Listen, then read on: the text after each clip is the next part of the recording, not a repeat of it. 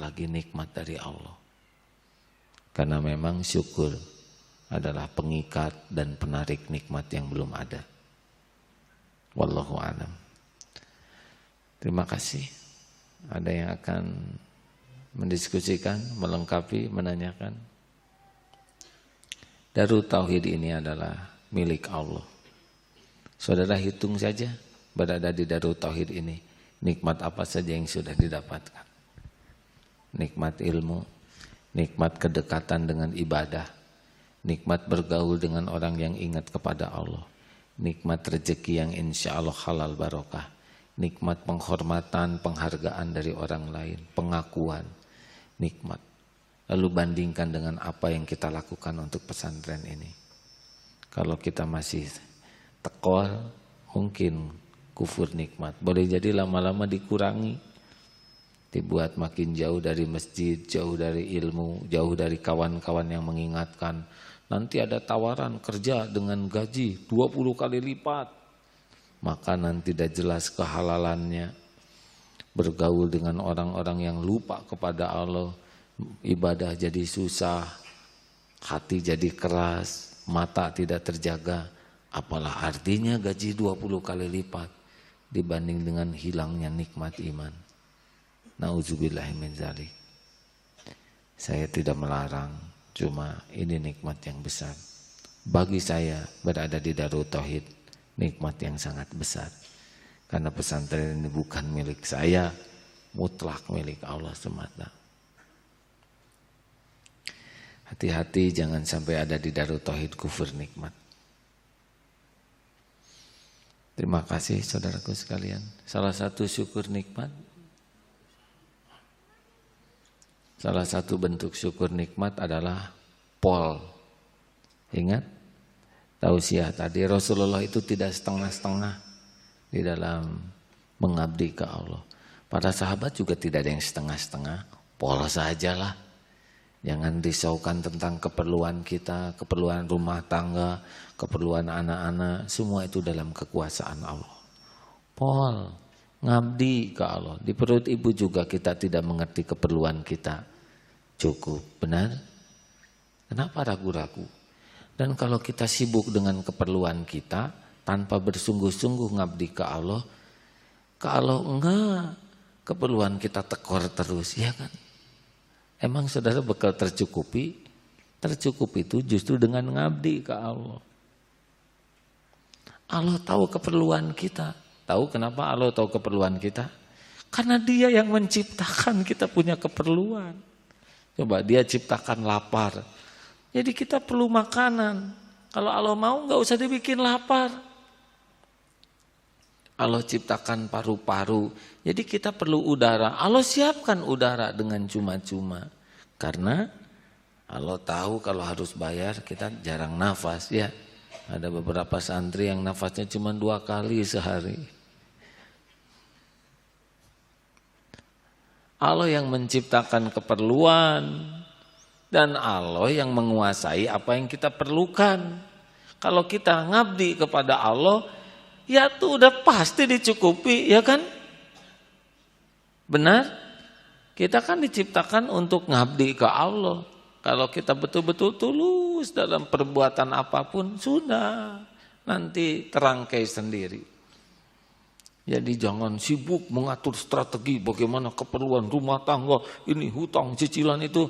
Dari saja lakukan yang terbaik sesuai dengan amanah yang ada. Yang bagian dakwah, yang tulus ngajar, jangan suka hitung-hitungan, jangan mikirkan imbalan apapun, nanti ada kok. Daripada mikir imbalan, tahu-tahu nggak dikasih, ya gak? Dia ngarep-ngarep amplop, ternyata dapat amplop kecil, itu pun undangan TK untuk ulang tahun. Ada amplop besar, ternyata laporan, ya gak? Dah lah. Tidak usah ngatur Allah dalam memberi rezeki kepada kita. Ayo, pol saja, ya. Takdirnya kita ada di sini. Pol ngabdi, jangan setengah-setengah. Pikirkan bagaimana pesantren ini menjadi tempat yang berkah, indah. Orang bisa melihat indahnya Islam berkahnya Islam kalau datang ke sini. Berlomba-lomba dimanapun berada, jadi hamba Allah yang tulus, bersih. Walaupun kita tidak bisa bicara hebat tentang Islam, ya jadilah pribadi Islam yang indah, yang tulus. Kuncinya tulus. Kalau nolong orang jangan pamrih, tolong aja. Tapi dia tidak tahu balas budi, gak apa-apa. Yang penting kita yang tahu balas budi. Setuju hadirin? Insyaallah. Haryanto mana? Oh ya. Silakan di mana saja yang enak. Beliau akan berikrar syahadat sekarang. Ada mikrofonnya? Bisa dibesarkan mikrofonnya? Ya, sudah belajar syahadatnya? Sudah. Boleh cerita sedikit apa yang mengantarkan Haryanto akan berikrar syahadat sekarang? Ya, kalau dibilang ceritanya ya. Boleh didekatkan mikrofonnya? Kalau dibilang ceritanya beberapa waktu yang lalu ya sempat mimpi sih gitu. Sempat mimpi. Sempat mimpi kalau saya sholat di masjid terus banyak yang ngeliatin gitu. Oh, jadi mimpi sholat di masjid terus banyak yang ngeliatin. Gimana waktu mimpi sholatnya, enak tidak? Gugup aja sih dilihatin. Gugup, oh iya. Terus jadi musyahadat sekarang? Ya. Di antaranya itu, ya. Baik. Ya, mau melek, mau tidur, tetap aja dalam kekuasaan Allah. Syukurlah. Banyak jalan menuju hidayah Allah.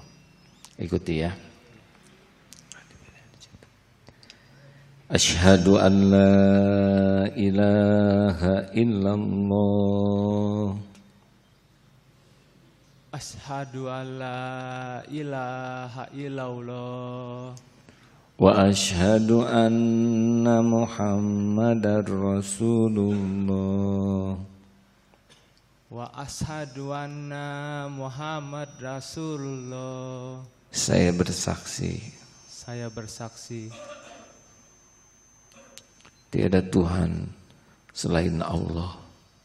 Tiada Tuhan selain Allah. Dan saya bersaksi. Dan saya bersaksi. Nabi Muhammad adalah utusan Allah. Nabi Muhammad adalah utusan Allah. Alhamdulillahirabbil alamin.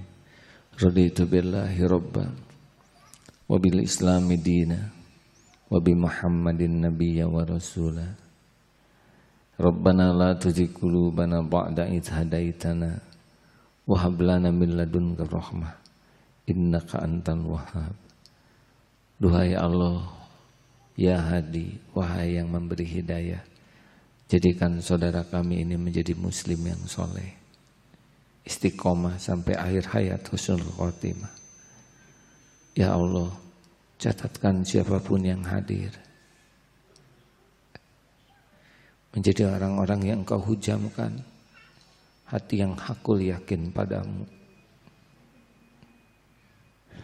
yang tidak pernah bisa lupa kepadamu, yang hidupnya hanya untuk mengabdi padamu, yang tidak berharap apapun dari siapapun selain berharap hanya darimu, yang tidak takut kepada apapun siapapun selain takut jauh darimu, takut terhijab darimu, takut murkamu. Ya Allah, golongkan kami menjadi orang yang selalu berbaik sangka terhadapmu, selalu ridho dengan apapun ketentuanmu, bertawakal hanya kepadamu, senantiasa bersyukur dengan sekecil apapun nikmat darimu. Hujamkan di hati kami rasa cinta ya Allah, cinta padamu, dan gelorakan di hati ini hati yang selalu rindu ingin bisa pulang padamu. Rindu ingin bisa berjumpa dengan, rindu kelak bisa menatapmu ya Allah. Wahai pemilik langit dan bumi, Kami hanyalah makhluk yang tiada arti bagimu. Tapi Engkau adalah Tuhan kami, penggenggam semesta alam yang maha agung, maha baik, maha sempurna. Berkahilah pertemuan ini ya Allah. Berkahilah pesantren ini. Berkahilah rizki yang Kau berikan kepada kami, ilmu yang Kau hujamkan di hati kami. Allahumma ighfir lil mu'minina wal mu'minat wal muslimina wal muslimat al ahya'i minhum wal amwat. Rabbana, golongkan kami menjadi ahli syukur. Rabbana atina fid dunya hasanah wa fil akhirati hasanah wa qina azabannar. Subhana rabbika rabbil izzati amma yasifun. Wassalamun ala mursalin alhamdulillah. Allahumma a'ini ala zikrika wa syukrika wa husni ibadati. Itu doa yang harus sering kita panjatkan supaya ditolong oleh Allah bisa selalu berzikir, selalu bersyukur dan menjadi ahli ibadah yang baik, yang benar. Demikian rekan-rekan sekalian, insya Allah hari Sabtu kita akan ada hajatan menjamu tamu. Jangan lupa mengajak keluarga. Dan jangan memikirkan mendapatkan sesuatu dari orang lain. Pikirkanlah untuk bisa melakukan sesuatu yang terbaik. Kita akan menjadi tuan rumah. Berlomba-lombalah menjadi tuan rumah yang kebagian amal solehnya. Allah melihat apapun yang kita lakukan, apapun yang terlintas di hati kita. Kalau hati semakin bersih, Allah akan memberikan informasi di hati kita menjadi peka apa yang harus kita lakukan. Insya Allah. Terima kasih hadirin sekalian. Walhamdulillah. Oh, ada satu. Siapa yang minta didoakan? Ada seorang yang biasa di depan. Malam Jumat yang lalu masih di depan. Tapi sekarang sudah wafat. Yang berjualan bakso. Siapa? Pak Didi ya. Beberapa hari yang lalu masih berjualan di depan kita dan sekarang sudah kembali kepada penciptanya. Mudah saja bagi Allah. Mudah-mudahan doa kita ini sampai mari kita bersama membaca Al-Fatihah. Semoga keberkahan dari bacaan ini membuat doa kita untuk beliau lebih diijabah. Al-Fatihah. Alhamdulillahirabbil alamin. Iyyaka na'budu wa iyyaka nasta'in. Shiratal ladzina an'amta 'alaihim. Allahumma ighfir lahu warhamhu wa'afihi wa'fu anhu. Amin ya Allah. Terima kasih. Assalamualaikum warahmatullahi wabarakatuh.